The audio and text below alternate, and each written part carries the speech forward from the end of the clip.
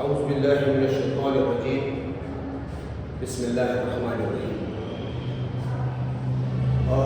Class 9 میں جماعت ہشتم اور جماعت نحو، اس کا آج کا جو ہمارا ٹاپک ہے وہ ہے نظریے کے ماخذ، یعنی سورسز آف آئیڈیالوجی۔ اب سب سے پہلے، کیونکہ اس سے پہلے جو ٹاپک ہے جو ہم نے ڈسکس کیے ہیں نظریے کے بارے میں، تو سب سے پہلے تو نظریے کو سمجھنا ہے کہ نظریہ کیا ہے۔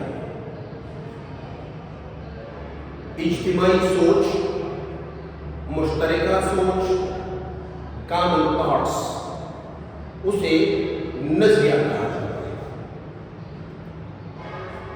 کوئی بھی قوم جو ہے جب اس کا نظریہ جو ہے وہ پختہ ہوتا ہے تو وہ آسانی کے ساتھ اپنی منزل، اپنی مقصد تک پہنچ سکتے ہیں۔ تو سب سے پہلے تو جب نظریے کے ماخذ ہم ڈسکس کریں گے یا سورسز آف آئیڈیالوجی، تو وہ اس سے پہلے جو ہے نظریے کی تعریف جو ہے وہ ضروری ہے۔ یعنی نظریہ جو ہے وہ خیالات، عقائد اور اصولوں کا مجموعہ ہے۔ نظریہ جو ہے وہ خیالات، عقائد اور اصولوں کا مجموعہ ہوتا ہے، اور کوئی بھی قوم یا کسی بھی قوم یا فرد کی جو زندگی ہے اس کو صحیح سمت میں رہنمائی کرتا ہے اگر آپ کا نظریہ پختہ ہو تو۔ ماخذ جو ہوتے ہیں ذرائع کو کہا جاتا ہے، یعنی نظریہ کے مختلف ذرائع ہیں جو کہ مل کر نظریے کو بناتے ہیں، جو یعنی نظریہ ان چیزوں سے اخذ ہوا ہے، یہ چیزیں، یہ عناصر مل کر نظریہ بناتے ہیں، یا جو عناصر مل کر نظریے کو بناتے ہیں اسے نظریہ کے ماخذ کہا جاتا ہے۔ اب ہم آتے ہیں، کیونکہ سمجھنے کے لیے ضروری ہے کہ ہم یہ ڈسکس کریں کہ سورسز کون کون سے، تو اس میں سب سے پہلے جو ہے ہم ڈسکس کریں گے 1 نمبر پر مذہب، ریلیجن،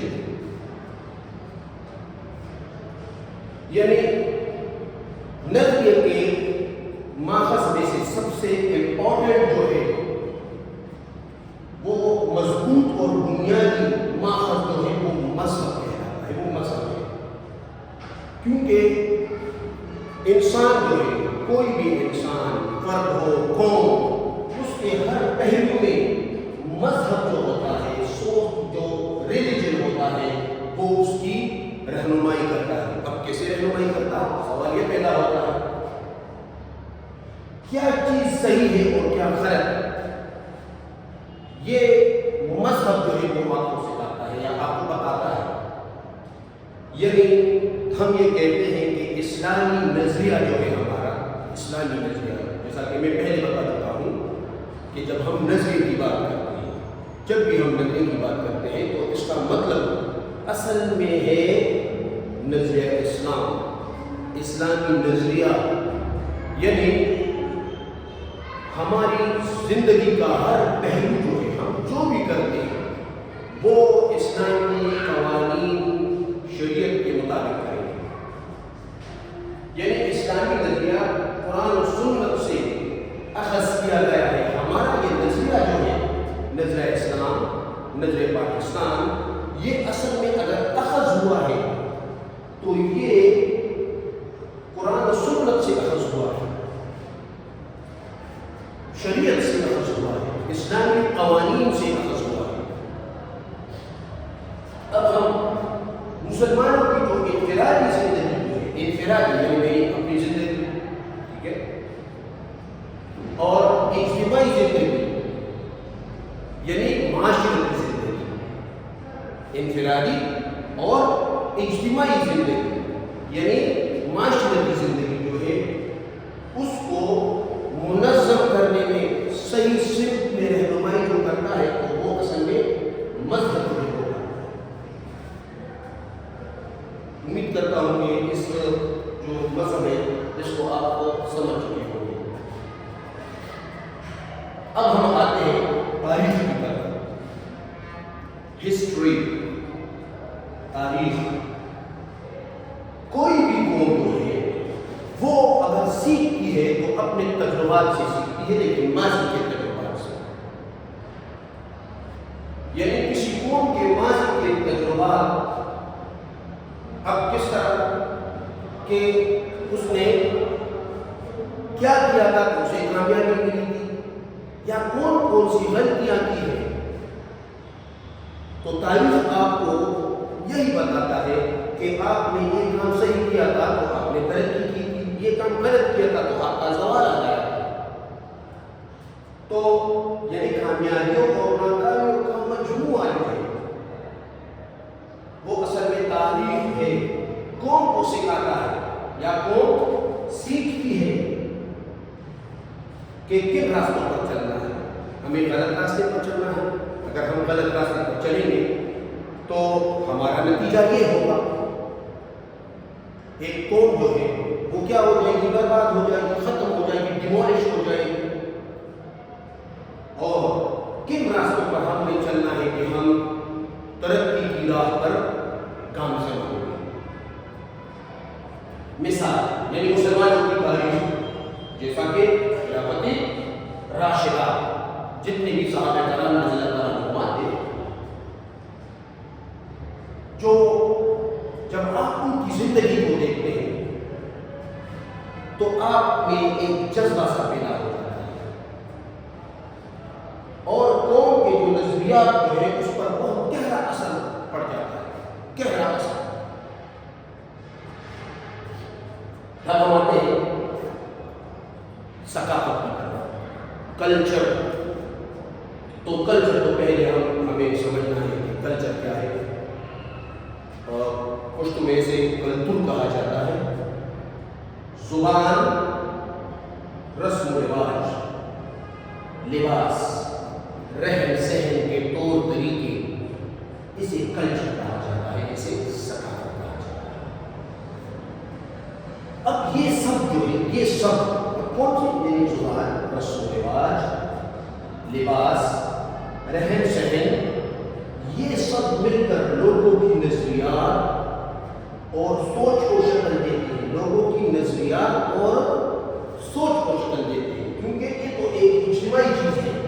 اگر زبان ہے تو سب ایک ہی زبان بولیں گے، رسم و رواج سب ایک کے معاشرے کی رسم و رواج ہے، لباس سب ایک جیسے لباس پہنتے ہیں یعنی کامن، اور رہن سہن بھی سب کا ایک جیسا ہے۔ تو جب یہ چیزیں ایک جیسی ہوتی ہیں، ایک کامن ہوتی ہے، تو لوگوں کی جو نظریات ہے اور سوچ ہے وہ بھی کامن ہو جاتی ہے، جسے نظریہ کہا جاتا ہے۔ میں یہاں پر میں بتا چکا ہوں۔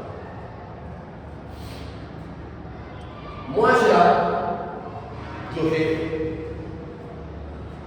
وہ نظریہ، اگر کوئی بھی معاشرہ جو ہے اس کا نظریہ اس کے ثقافت کے مطابق ہوتا ہے، یعنی جب آپ کسی معاشرے کو دیکھتے ہیں تو وہ ایک نظریے کی عکاسی کرتا ہے، آپ کو عکس دکھائی دیتا ہے، یعنی ایک معاشرہ جو ہے وہ ایک آئینہ ہوتا ہے۔ جب آپ آئینے میں دیکھتے ہیں تو آپ کو اپنا آپ دکھائی دیتا ہے۔ جب آپ معاشرے کو دیکھتے ہیں تو اس معاشرے سے آپ کو پتہ چل جاتا ہے کہ یہ اسلامی معاشرہ ہے یا یہ کسی غیر مذہبی جو معاشرہ ہے۔ جب آپ کسی کو دیکھتے ہیں تو شکل سے آپ پہچان جاتے ہیں، اس معاشرے سے آپ پہچانے جاتے ہیں اور پہچان لیتے ہیں کہ یہ یہاں پر مسلمان رہتے ہیں، یہ تو مسلمان ہے، معاشرے سے پتہ چل جاتا ہے۔ تو اس لیے نظریہ ثقافت کے مطابق ہوتا ہے، تو نظریہ جو ہے وہ ثقافت سے بھی اخذ ہوتا ہے، کیونکہ ہمارا ٹاپک جو ہے وہ ہے نظریے کے ماخذ، یعنی نظریہ کن چیزوں سے اخذ ہوا ہے، کن چیزوں سے نکلا ہے، کن چیزوں سے تشکیل پایا ہے یا کن چیزوں سے بنا ہے۔ ٹھیک ہے. جغرافیہ یعنی جیوگرافی، موسم، زمین، جو وسائل ہوتے ہیں وہ لوگوں کی سوچ اور زندگی پر اثر انداز ہوتے ہیں. اب کیسے اثر انداز ہوتے ہیں یہ سوال تو یہ پیدا ہوتا ہے. یعنی آپ لوگوں کو پتا ہوگا کہ اسٹوڈنٹس کہ پہاڑی علاقے کے جو لوگ ہیں وہ جفاکش، سخت، مضبوط اور محنتی ہوتے ہیں. اسی طرح زرخیز علاقے کے جو لوگ ہوتے ہیں کیونکہ وہاں پر زرخیزی ہوتی ہے، وہاں پر پیداوار زیادہ ہوتے ہیں، وہاں پر انڈسٹریز وغیرہ زیادہ ہوتے ہیں، فیسلٹیز زیادہ ہوتی ہیں کیونکہ وہ لوگوں کو فیسیلیٹیٹ کرتے ہیں. تو وہاں کے لوگ جو ہیں وہ خوشحال ہوتے ہیں. تو جب لوگ خوشحال ہوں گے تو اس کے نظریے پر بالکل اثر پڑتا ہے. اب یہ عوامل جو ہیں ہم نے جو پڑھے ہیں یہ نظریات کو متاثر کرتے ہیں یا اس سے بھی نظریہ اخذ ہوتا ہے، نظریہ نکلتا ہے. تو یہ بھی ایک اہم ماخذ تھا نظریے کا. اب ہم آتے ہیں معیشت کی طرف، اکانومی کی طرف. معیشت جو ہے کاروبار، پیداوار، کمانا، خرچ کرنا، تجارت، ان سب کو معیشت کہا جاتا ہے، اکانومی کہا جاتا ہے. اور نظریے کو تشکیل دینے میں یا ایک نظریے کو بنانے میں اکانومی جو ہے، معیشت جو ہے وہ ایک اہم کردار ادا کرتا ہے. اگر ہم کہتے ہیں کہ معاشرہ، یہ معاشرہ متوازن ہے، بیلنس، تو اس کا مطلب تو یہ ہوگی اگر دولت کی منصفانہ تقسیم، یعنی ہر ایک جو ہے وہ دولت کما سکتا ہے. ٹھیک ہے، ہر ایک کو ایک جیسے مواقع ملے، ایک جیسے مواقع سب کو ملے. تو اگر دولت کی منصفانہ تقسیم، یعنی مساوات ہو تو اس وہاں کا معاشرہ کیا ہوگا؟ متوازن ہوگا، بیلنس ہوگا. لیکن اگر وہاں پر غربت ہے یا انیکویلٹی ہے، اگر انیکویلٹی ہے تو انجسٹس ہوگا، انصاف بالکل نہیں ہوگا. تو وہاں کے جو نظریات ہیں وہ بھی مختلف ہوں گے. اب نظریات کس طرح کے ہو سکتے ہیں؟ جیسے کہ کیپٹلزم، سوشلزم. کیپٹلزم کو میں کوشش کروں گا کہ آسان الفاظ میں آپ لوگوں کو سمجھاؤں. ایک ہے کیپٹلزم، سوشلزم، کمیونزم. ان کو تھوڑا سمجھنا ہے. تو کیپٹلزم جو ہے اسے سرمایہ دارانہ نظام کہا جاتا ہے، سرمایہ دارانہ نظام. اب اس نام سے ظاہر ہے سرمایہ دارانہ نظام، یعنی آپ اس میں کچھ کما سکتے ہیں، آپ اس میں ترقی کر سکتے ہیں. یعنی کیپٹلزم میں آپ پرائیویٹائزیشن جو ہے، پرائیویٹائزیشن نجکاری جسے کہا جاتا ہے، تو اس کو پروموٹ کیا جاتا ہے.